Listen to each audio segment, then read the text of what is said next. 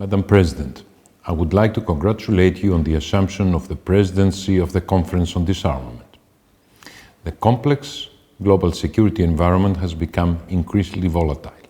It is also fragmented with multiple crises. One cannot but refer today to the most severe security challenge the European continent is facing in Ukraine. The military attacks against Ukraine gravely violate fundamental principles of international law, starting with the United Nations Charter. International humanitarian law is seriously challenged. I would like to refer particularly to the brutal attacks against civilians in Sartana and Bugas villages in the wider Mariupol area. So far, it caused the death of 10 civilians, members of the Greek community, and many injured, including children. The attacks in Ukraine must stop immediately. It is also of vital importance that the safe and secure operations of the nuclear facilities in Ukraine are not affected or disrupted in any way. It is equally important that disarmament conventions and treaties are upheld. Cyber attacks and disinformation campaigns should also stop.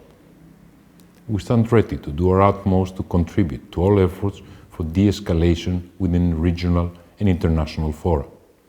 The events in Ukraine concern the entire international community. Each and every one of us should work towards the direction of de-escalation, but also by making sure that these events will not be repeated in the future.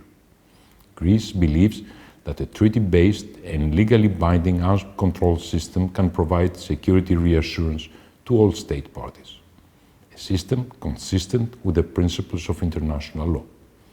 To that end, the role of the Conference on Disarmament is becoming more crucial than ever. In this regard, I would like to congratulate the current and previous presidency for the adoption of a program of work for 2022. A breakthrough reached only a few days ago after many years of stalemate.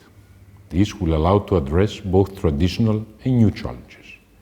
Challenges as the cessation of the arms race, including in outer space, nuclear disarmament, new types of weapons of mass destruction, radiological weapons, and other types of lethal devices. Madam President, we took serious notice of the statement delivered by the permanent members of the Security Council on January 3, 2022. It affirmed that a nuclear war cannot be won and must never be fought. We consider this statement as a starting point to address the very complex disarmament agenda, especially in the light of the current announcement and developments in Ukraine. It could also serve as a significant preamble to the highly anticipated 10th Non-Proliferation Treaty Review Conference. Today, the preservation and universalization of NPT and its three pillars are at the core of the global non-proliferation and disarmament architecture.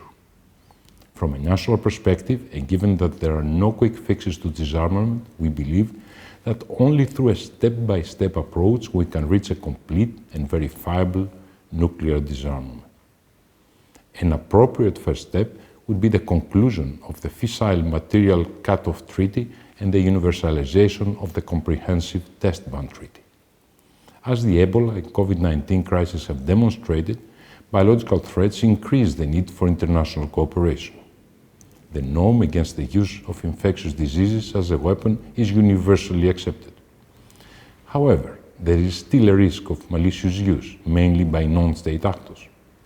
The next conference, later this year, presents a unique opportunity to further strengthen the Biological Weapons Convention. This in line with recent scientific developments. Madam President, I would now like to briefly turn to an issue to which Greece attaches great importance, the question of enlargement. We are the longest-standing observer of the Conference on Disarmament since 1984. We are of the view that there is no reason to exclude UN member states from disarmament discussions.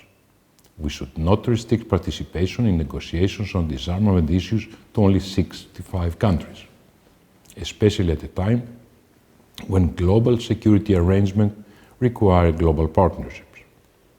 It is equally outdated to hold enlargement hostage to bilateral issues which have absolutely no relevance to the subject matter of the Conference on Disarmament.